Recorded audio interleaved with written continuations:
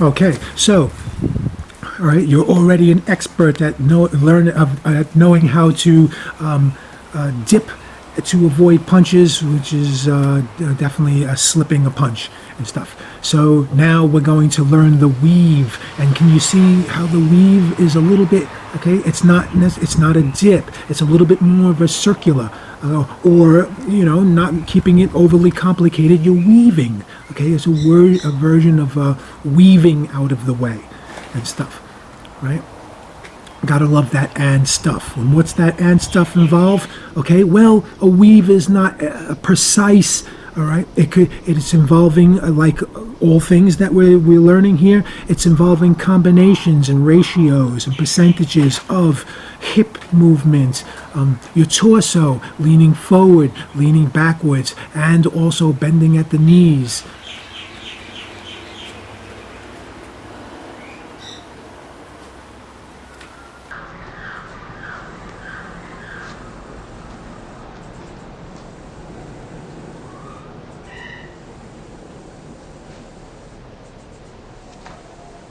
And stuff. Your head can also move a little bit, so you can kind of do a weave with minimal body movement, but a lot more of just the head, and combined with a little bit of a slant. All right, but traditionally and generally, and definitely in the beginning and stuff like that, I want you to understand that the weave involves a little bit of like I said, a progression, but also like traversing. So that you're sort of covering or moving a little bit forward or back or laterally. You're covering a little bit of a ground, all right? And that should be pretty obvious here.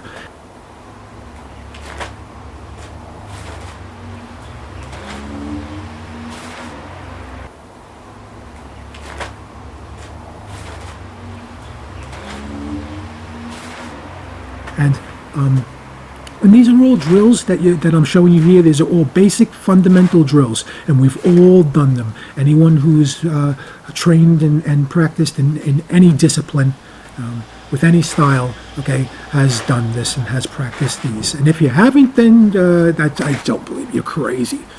Okay, sure you have. You have inadvertently. You have. It's impossible not to. Okay, because it's what your body does and stuff. So you're moving out of the way. Okay, but you're also ducking out of the way, okay, and you're weaving, okay. So look at the drill, look at the, all right, play around with it. If you ever did the waltz and you know how to do the waltz, that's a great example of the type of footwork that you can incorporate for yourself as well, all right. If you don't know how to do the waltz, look it up and you'll see. Okay, you can incorporate that type of footwork. It's just different combinations of moving either your lead foot forward or your lead foot first, or your rear foot, and combinations of them, and then moving your body in as well. Okay, those should be all your drills and stuff.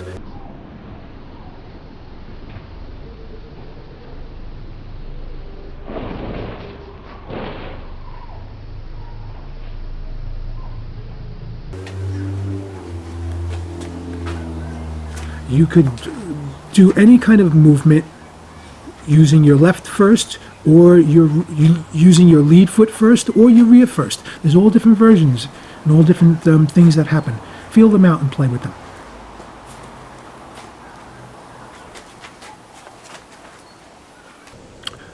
Important for you to get comfortable and used to what you weave is, you see, look at my guard, look at that hand guard. Keep that hand guard up. All right, but at the same time, you're going to be a zombie if you keep it completely up and still move, and you're going to kind of feel like it's almost counterintuitive. It's almost working against you, right? So you're going to have some movement of the hands, all right?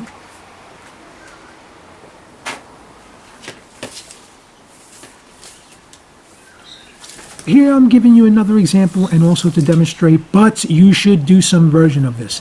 The old school, very quick way that I did this is I just went and grabbed some tape. Cheap tape, industrial tape, whatever tape you got. Go grab yourself some tape and stick it on one side, and then find another side and stick it on another side, and create this, like the game of, like the the exercise of limbo or doing the limbo, right? You don't want it to be too low, but that is a certain type of practice and training when you do it too low and stuff. That works on your legs, and that trains you for avoiding a punch by ducking. So by bending at the knees, which definitely is a skill as well. But when you want to bend at the knees, but you don't want to lean forward in order to duck a punch, you're going to need to do a decent bend at the knees in order to do that. So don't keep it too low, all right? Because even here, for me, this is fine. But even here, I would say this is, especially if you're beginning, it's a little bit too low. So it's not, there is no perfect thing, but this might be a little bit too low for you. Let's say if you were my height right now and doing this. But you see what's happening, and ultimately, when you really practice it, when you start practicing this, incorporate a whole bunch of versions. So here, I'm doing a little bit of ducking forward as well and stuff, and probably that's very natural and stuff. But you could also practice ones where you maintain a little bit less lean forward through the weave, and then there's ones where you can actually go backwards. And now I'm also showing you that I'm progressing, advancing forward and backwards through the weave. Cool? Right? Just giving you some ideas of drills that you can do, right? And it's great. Nothing better than to have an obstacle or something in your way to help, dedicate you to throwing a punch high or throwing a punch low.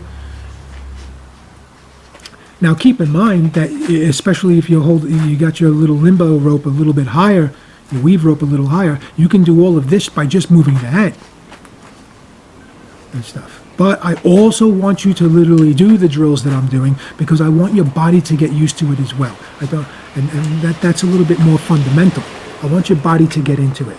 And here I'm incorporating defense. So remember, practical, and I also want you to stay realistic and in vision, in understanding as well, so that you don't practice and do these drills senselessly. It doesn't mean that you have to constantly be thinking about it, but I want you to have an understanding of it. All right, so that even when you're just having fun and you're doing your more rhythmic movements and a Tai Chi style one, that's okay. I don't always think about somebody throwing a punch when I'm doing this stuff, but there are other times when I do. I certainly do. So I want you to understand you're moving out of the way of a punch. All right. So, and that means you got some good vision. And now that you have a vision again, let's get rid of that limbo, because ultimately you don't need it.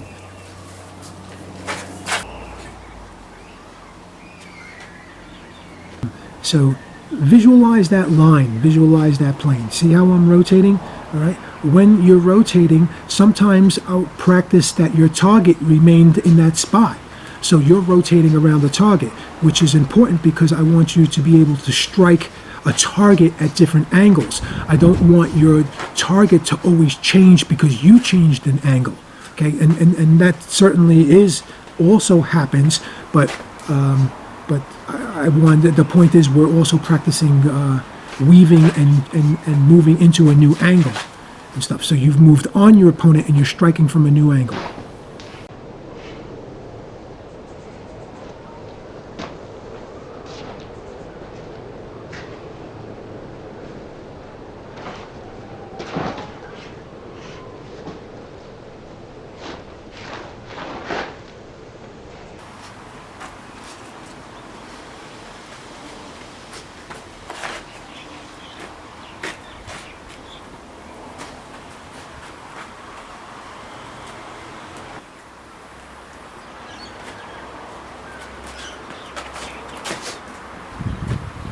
Okay, so here we are, doing the drills, right? So here's the drill: weave, then hook. And this is a great one because the whole motion of the weave, it's a little bit different. It's not just a side step. A side step, for example, if you wanted to, you could place. It's not guaranteed or only, but you could put a book on your head if you wanted to treat the drill like that, okay? And then stay level and sidestep, and don't drop the. But a weave okay, that motion, okay, as you rise out or you complete the weave, you can utilize that motion to, unleash the hook. The weave hook, bam.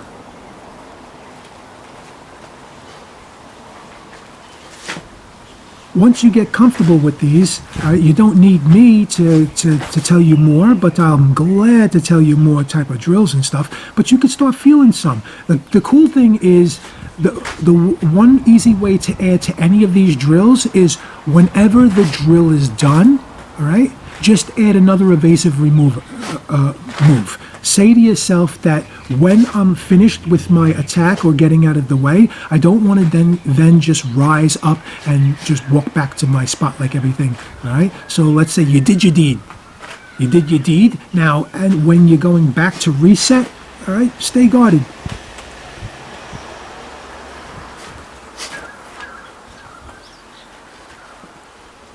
Okay, next drill.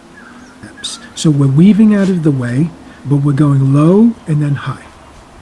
And is that 2 weaves as well? Yeah. And what we're doing here is we're learning the plane, we're learning the angle. So that's what we're doing here as well. Now I remember. All right. So you're seeing the first, and then notice how we're completing that rotation. So let's say facing the opponent now, the first one's at 45, the next one back right angle.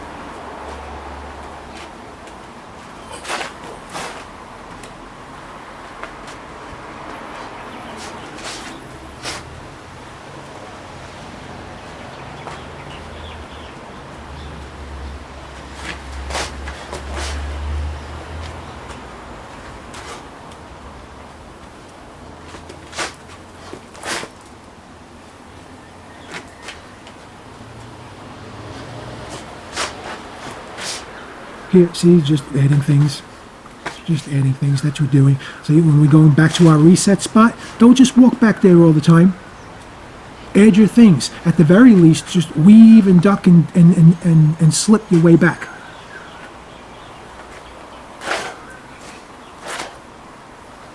When we're doing a little bit more advanced drills, which I have already done and I'll share with you guys soon, okay, we're doing this drill, but then when we go to reset back to our original spot, we punch and hook and weave back there as well. So we're weaving to our new spot, and then we're punching and weaving back to our old spot. Just showing you some, adding on now. So there you saw weave low, now we're doing tripling up.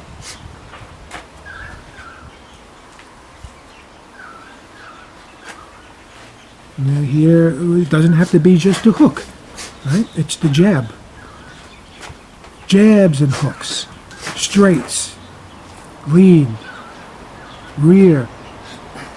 It's all up to you and stuff. But our emphasis is whatever you do, okay, I want you to weave before and weave after. And you can also do a bit of a weaving and weave during as well. There's a lot of natural movement that happens when you're throwing the punch. So, but we'll touch on that a little bit later, because that involves a little bit more advanced stuff, because certain moves you do while you're punching can work against your punch. So you got to be very careful. It's a complicated thing.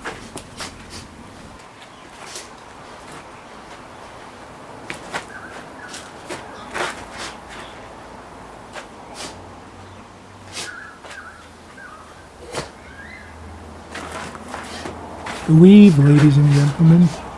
The weave.